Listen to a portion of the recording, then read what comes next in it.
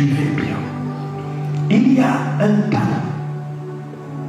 où tu es spirituellement immature, où tu es bébé. Et même si ton nom c'est Jésus-Christ, il y a un temps où tu dépends des autres. Amen. Et c'est le temps le plus dangereux de notre existence. Il y a un temps où les gens décident pour toi. Amen. Il y a un temps où tu as beau être le Dieu tout-puissant dans un corps de chair, mais tu es dans les bras de Marie et de Joseph. Et c'est Joseph qui décide s'il t'amène en Égypte ou s'il reste. Amen. Il y a un temps où tu es bébé. Et l'un des plus grands problèmes qu'on a dans l'église,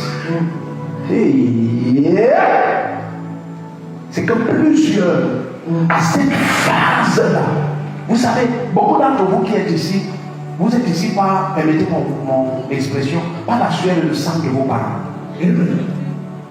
Amen. De façon directe ou indirecte. Donc vous voyez, quelqu'un a été le facteur déterminant de ta présence ici. Amen. De façon directe ou indirecte.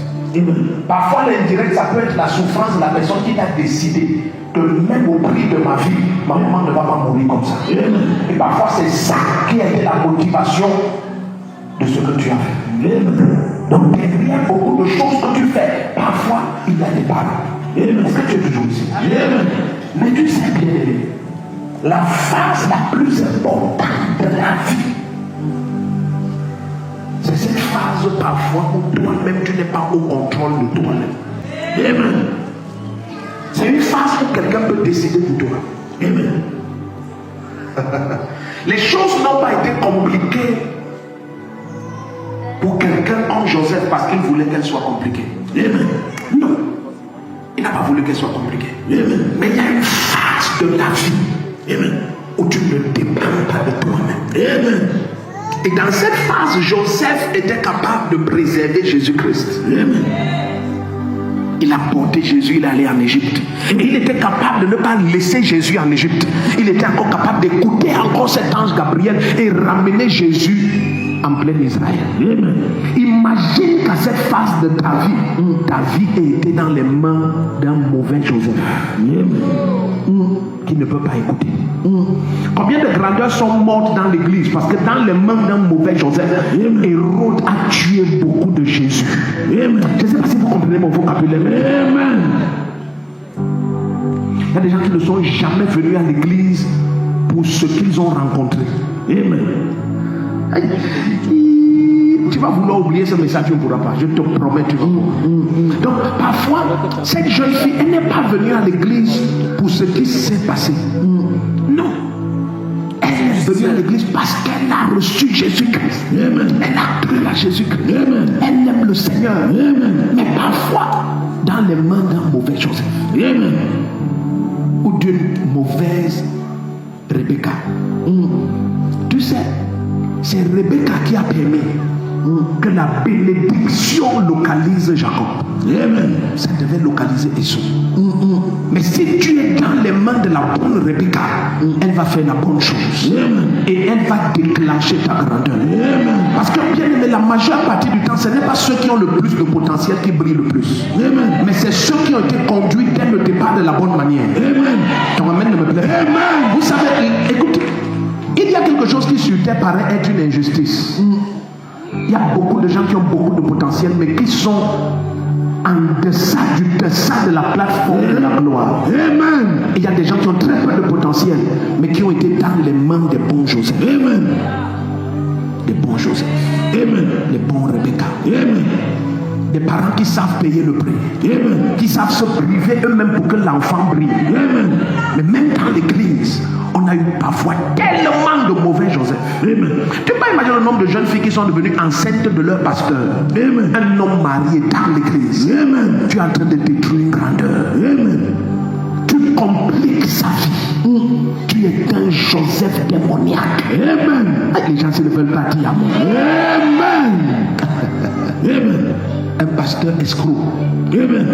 Et qui va entendre que tu as 10 000 € dans ton compte.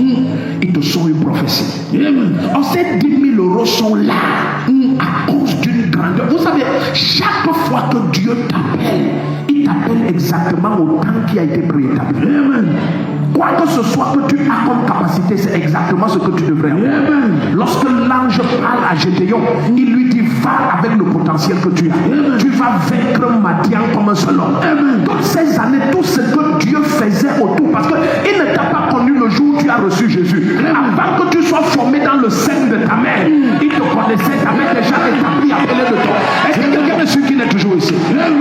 Ah, ça va être dur de dire amen dans 5 minutes. Plusieurs Jésus ont été dans les mains des mauvais Joseph. Plusieurs Israël ont été dans les mains des mauvaises Rebecca.